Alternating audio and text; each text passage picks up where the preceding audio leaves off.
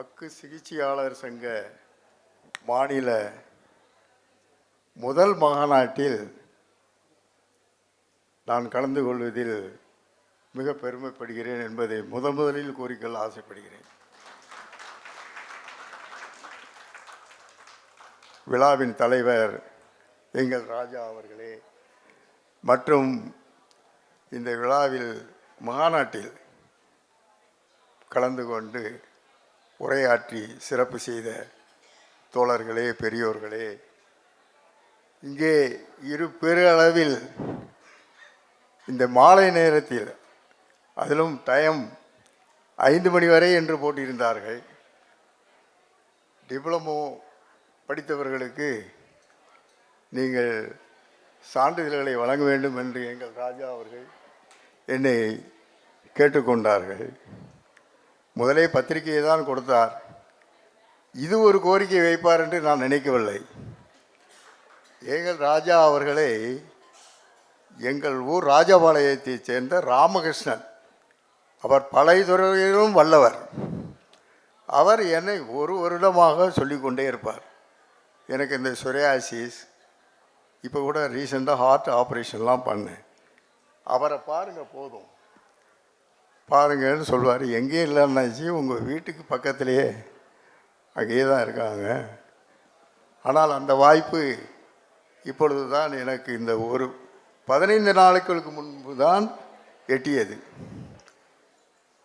ஏன் இதை குறிப்பிடுகிறேன் என்றால், அதிலும் இந்த ஒரு பெரும் திரளான முதல் மாநாட்டில், அதுவும் குறிப்பாக மாநில அக்குபஞ்சர் சங்க மாநாட்டில் அவர் தலைமையேற்றிருக்கும் இந்த மாநாட்டில் கலந்து கொள்வதில் நானும் பெருமைப்படுகின்றேன்.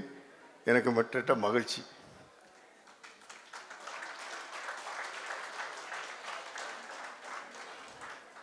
நான் என்னை பற்றி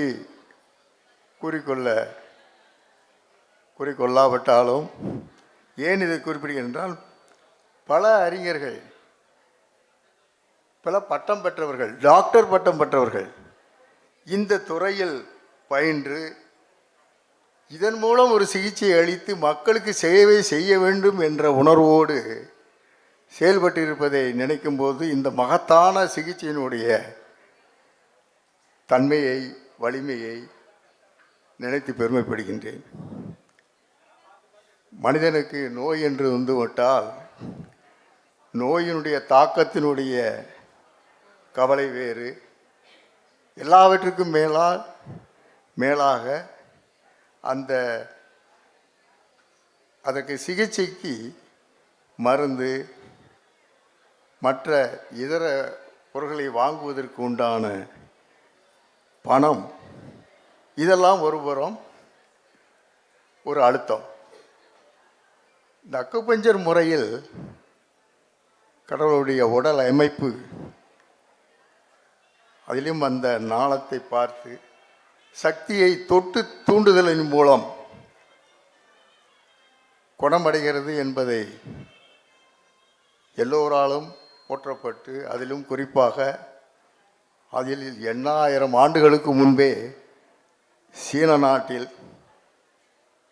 இது ஒருமித்த முகமாக செயல்பட்டு இன்றைய தினம் ஒரு வல்லரசுகளில் பெரும் வல்லரசு நாடாக இருக்கக்கூடிய அந்த நாட்டில் இது தோன்றியிருக்கிறது என்பதை நினைக்கும் பொழுது நமக்கும் ரொம்ப பெருமையாக இருக்கிறது.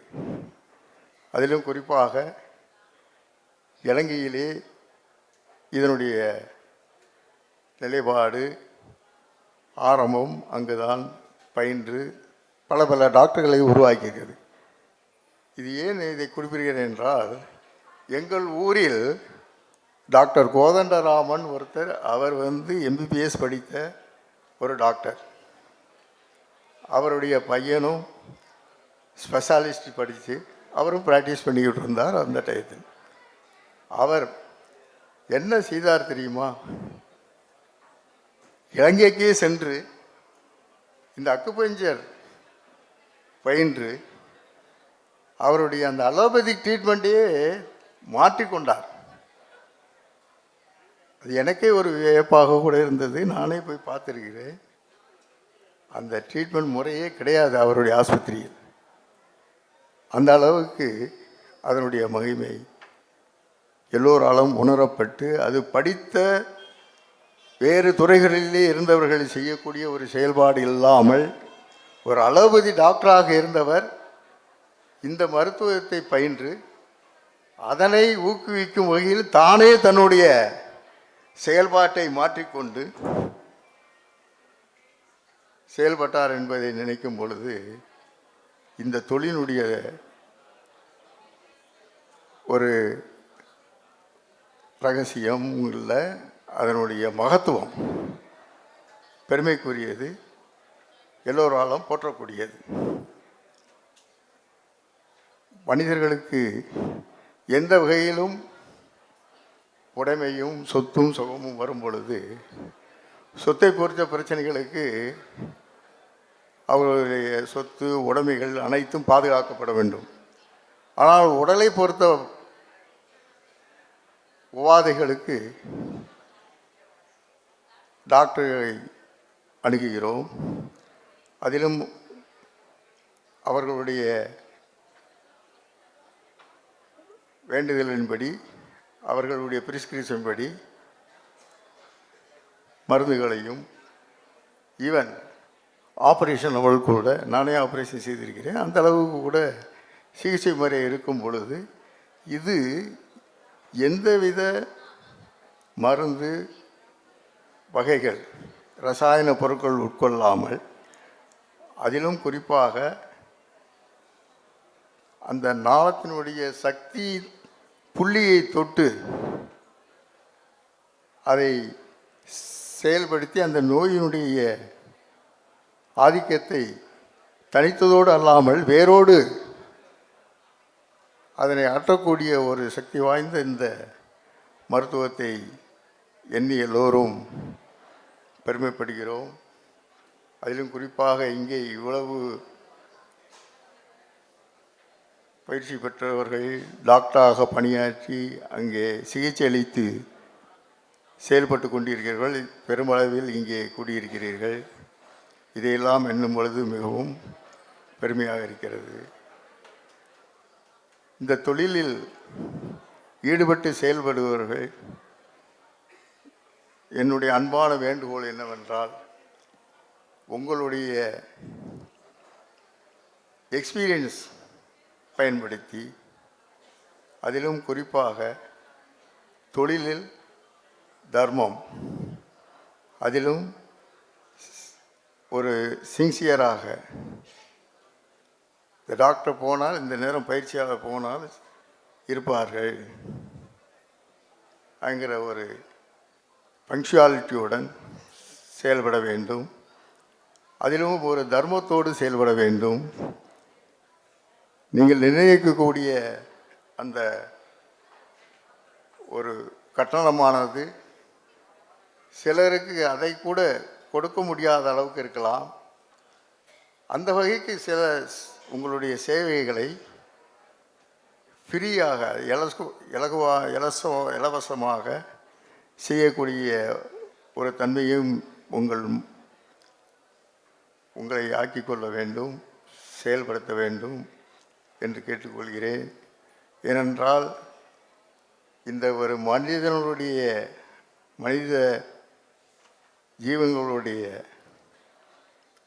ஒரு குறைபாடுகள், அதை தீர்க்கக்கூடிய சிகிச்சையாளர்கள் தான் அந்த தொழிலினுடைய தன்மை என்பதை நோபல் ப்ரொஃபஷன், நோபல் என்றால் நோபல் பிரைஸை வரைக்கும் நீங்கள் தெரிந்து கொள்ள முடியும். மனிதர்களுக்கு உள்ள உடல் ரீதியான ஆரோக்கியத்தை உண்டாக்கக்கூடிய தன்மை கூடிய ஒரு இடையூறுகளை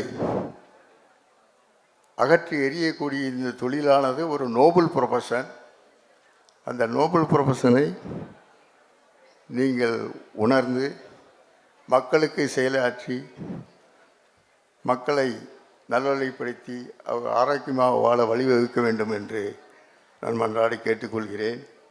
இங்கே நான் வந்த பிறகு நிர்வாக குழு அமைப்பு, மற்ற தலைவர்கள், பொதுச்சுழு, செயற்குழு ஆகியோரை பற்றி குறிப்பிட்டு இங்கே வாழ்த்துக்களையும் தெரிவித்து எல்லோரும் ஆதரவு தெரிவித்தீர்கள்.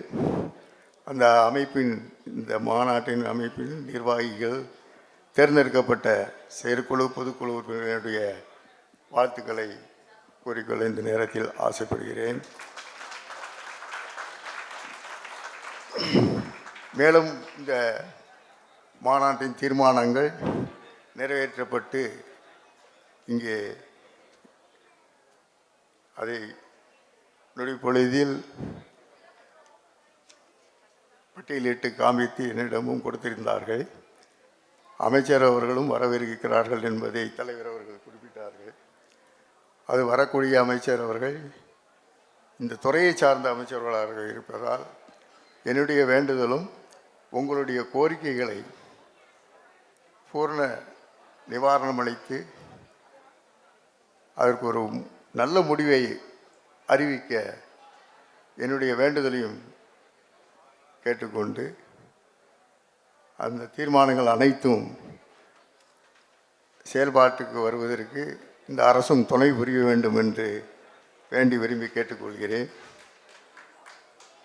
மேலும் இந்த விழாவுக்கு என்னை அழைத்து இவ்வளவு தூரம் கௌரவித்து என்னை சிறப்பு செய்த தலைவர் அவர்களுக்கும் நிர்வாகிகளுக்கும் என்னுடைய நன்றியையும் வாழ்த்துக்களையும் தெரிவித்துக்கொண்டு விடைபெறுகிறேன். நன்றி, வணக்கம்.